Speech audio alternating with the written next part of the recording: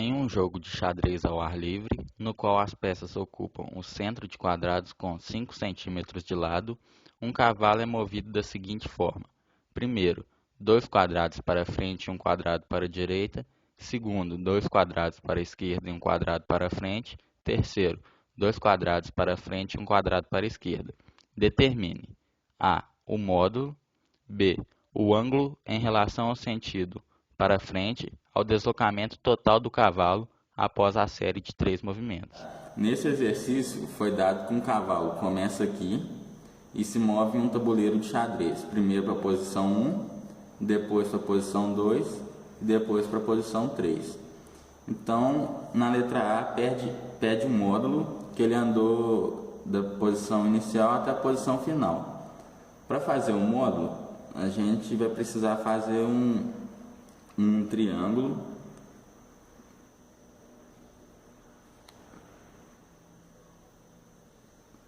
onde a gente sabe que aqui ele andou 5 casas, cada uma com distância de 5 centímetros. Então ele andou 25 centímetros na posição aqui e andou 2 para cá. Então ele andou 10 aqui. Então aqui ele andou x. Pelo teorema de Pitágoras a gente sabe que hipotenusa ao quadrado é igual à soma dos catetos ao quadrado.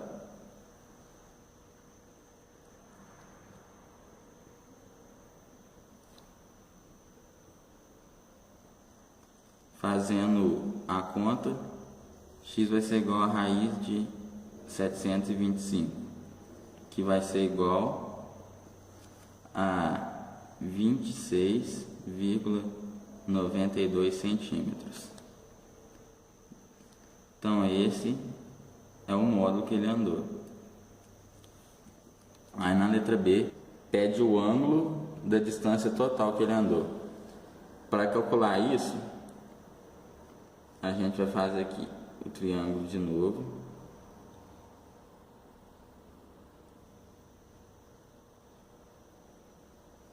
Já sabendo que aqui é 26,92. E o ângulo está aqui, θ.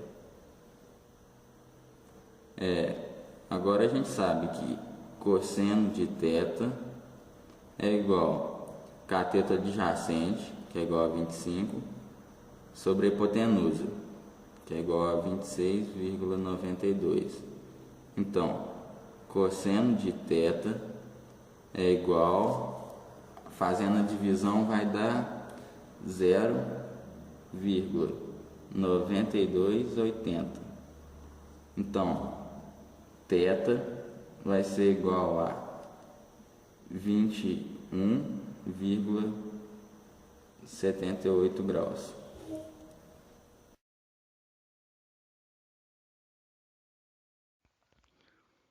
Um explorador foi surpreendido por uma nevasca que reduziu a visibilidade a praticamente zero quando retornava ao acampamento. Para chegar ao acampamento, ele devia caminhar 5,6 metros para o norte, mas quando o tempo melhorou, percebeu que na realidade havia caminhado 7,8 metros em direção a 50 graus ao norte do leste. Letra A. Qual a distância? Letra B. Em que sentido deve caminhar para voltar à base?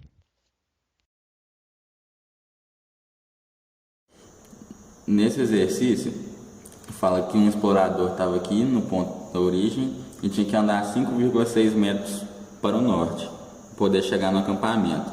Só que ele foi surpreendido por uma nevasca e acabou andando 7,8 metros em direção ao norte do leste, formando um ângulo de 50 graus com leste. Aí na letra A pergunta qual a distância. Então, para saber qual a distância, a gente tem que decompor o vetor que ele andou. Então, a gente tinha aqui o que ele tinha que andar, aí aqui o leste, e aqui o que ele andou, formando um ângulo de 50 graus, que é 7,8 metros. Para decompor esse vetor, a gente vai usar que 7,8 vezes seno de 50,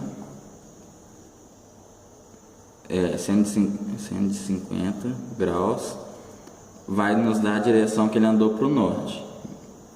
Então a gente vai achar que é 5,975 metros ao norte e 7,8 vezes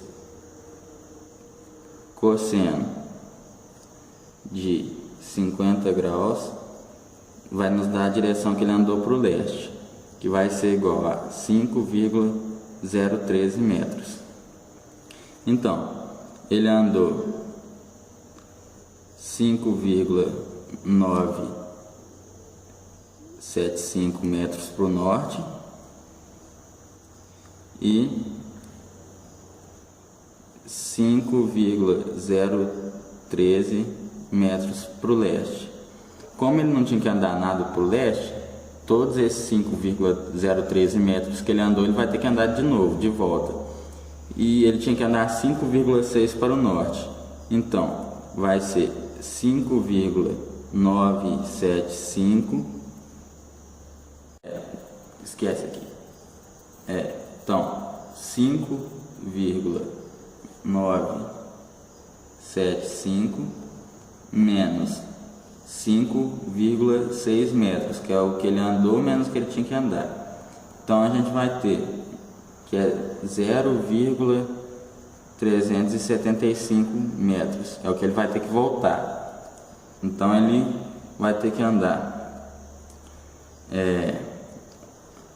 para o oeste os 5,013 metros que ele andou para o leste, e vai ter que andar para o sul 0,375 metros.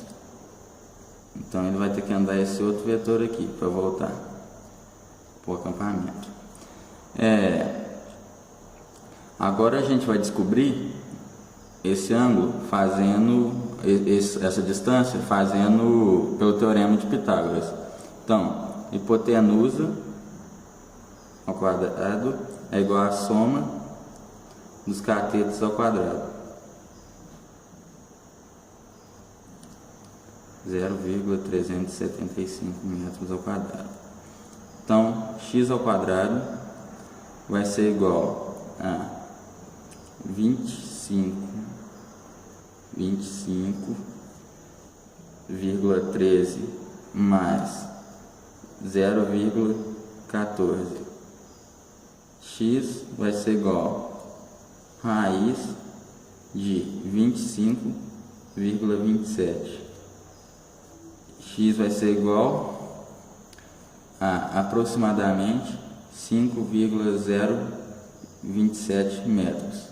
Então, essa é a distância que ele vai ter que andar para voltar para a posição.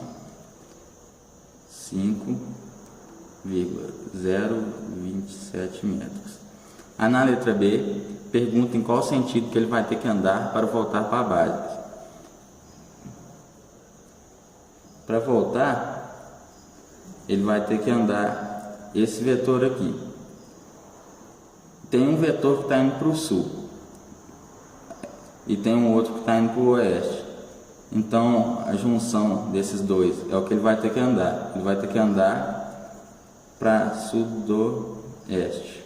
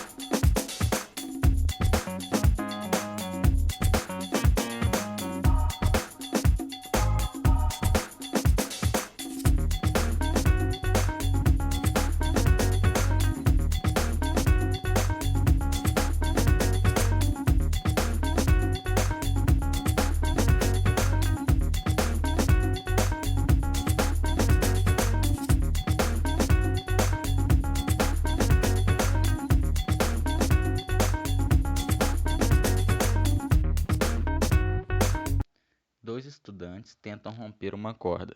Primeiro eles tentam puxar cada um em uma extremidade, mas falham. Então eles atam uma das extremidades a uma parede e puxam juntos. Este método é melhor que o primeiro? Explique sua resposta. A gente vai usar mais a teoria do que a parte de cálculo mesmo para resolver ele. Ele fala o seguinte, que dois estudantes, um estudante 1 e o 2 aqui, fazem um cabo de guerra e tentam arrebentar a corda e não conseguem. Aí depois eles amarram ela na parede e puxam os dois para o mesmo lado e quer saber se esse método é melhor. Então é o seguinte, aqui nesse primeiro a gente vai ter um estudante puxando para lá numa força A e um estudante puxando para o outro lado com uma força B.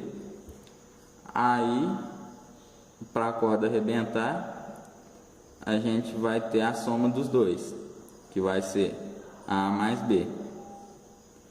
E já quando eles amarram na parede, a gente vai ter que os dois vão puxar para cá. Então vai puxar para cá uma força A e uma força B, que vai ser A mais B também. Só que como a corda vai estar amarrada na parede, a gente vai ter dois objetos, que no caso são os estudantes e no caso a parede, que vão fazer forças contrárias, por causa da ação e reação. Então a parede vai fazer uma força que vai ter mesmo módulo, então vai ser o da parede A mais B também, mesma direção e em sentidos opostos. Então a gente vai ter 2A mais B. Então esse método é melhor porque eles vão ter o dobro de força e provavelmente a corda vai arrebentar.